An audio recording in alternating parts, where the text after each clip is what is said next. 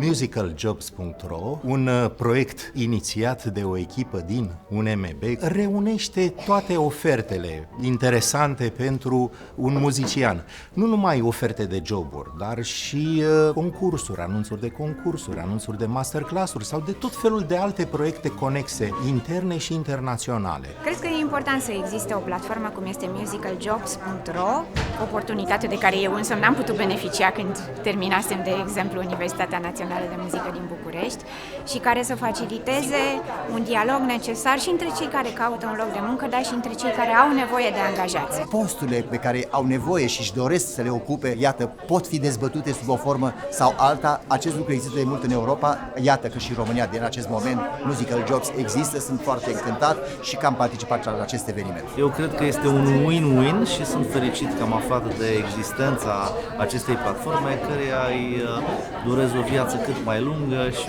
o dezvoltare cât mai mare.